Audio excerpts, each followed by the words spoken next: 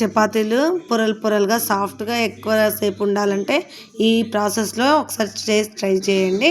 దానికోసం కొంచెం గోధుమ పిండి, అలాగే కొంచెం సాల్ట్, కొంచెం షుగర్ వేసుకున్నాను, అలాగే కొంచెం ఆయిల్ హీట్ చేసి వేసుకున్నానండి.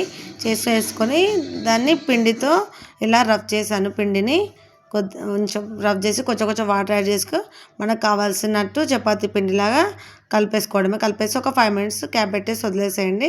తర్వాత తీసేసి దీన్ని ఇలా చూడండి సాఫ్ట్గా అయిపోయింది. ఇప్పుడు దీన్ని తీసుకొని చిన్న ఉల్లలుగా చేసేసుకుందామండి. ఇలా చేసేసుకొని అన్నీ మనకి ఎంత పిండి తీసుకున్నామో అంతా మొత్తం కంప్లీట్గా ఉల్లలు చేసేసుకొని ఇలా ఉల్లలు అయిపోయినాయి చూడండి. ఒక్కొక్కటి తీసుకొని ఇలా కొంచెం పిండి చల్లుతూ మెల్లగా, కొంచెం ఎక్కువ అవసరం లేదండి, ఇలా కొంచెం రోల్ చపాతీలాగా తాలిస్తే చాలు. దీనిపైన కొంచెం ఆయిల్ అప్లై చేసి దానిపై నుంచి కొంచెం లైట్గా పిండి చల్లాలండి, లేదంటే అతుక్కుంటే మళ్ళీ ఏం పొరలు రావు. ఇలా చల్లేసి ఇప్పుడు చూడండి నేను చూపించే విధంగా పెద్దగా పని ఉండదండి, చాలా ఈజీ అయిపోతుంది. ఈ ప్రాసెస్లో అయితే ఈజీ అయిపోతుంది. మళ్ళీ వేయాలి ఫోల్డ్స్ అలా కాకుండా జస్ట్ ఇలా చిన్న ఇలా చేసేసి ఇలా పెట్టేసుకోండి. అన్నీ ఒకేసారి ఇలా చేసేసుకొని చూడండి 1 బై 1 ఇలా చేసేసుకొని అన్నీ ఒకేసారి చేసుకొని పక్కన పెట్టుకొని తర్వాత 1 బై 1 చేసుకోవచ్చు. ఇలా మళ్ళీ కొంచెం లైట్గా పిండి జల్లుతూ ఇలా చేసేసుకోండి.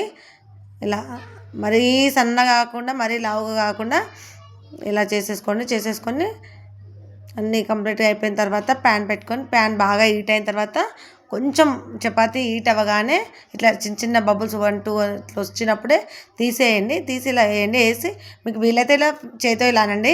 తర్వాత మళ్ళీ ఒకసారి తిప్పిన తర్వాత లైట్గా ఆయిల్ వేసుకోండి, లేదంటే బటర్ వేసుకోండి. చాలా బాగుంటుందండి. పొరలుగా సాఫ్ట్గా మనం షుగర్ వేసాం కదండి, దానివల్ల టేస్ట్ చాలా డిఫరెంట్గా ఉంటుందండి. చాలా కమ్మగా ఉంటాయి. మీరు ఈ టైప్లో ఒకసారి ట్రై చేసి చూడండి, 100% నచ్చుతుంది. ఈజీగా ఉంటుందండి. చూడండి ఎలా వచ్చాయో పొరలుగా. తీస్తూ ఉన్న కొద్దీ తినాలనిపిస్తుందండి. చాలా అంటే ఎంతసేపు అయినా సరే ఇలాగే ఉంటాయండి.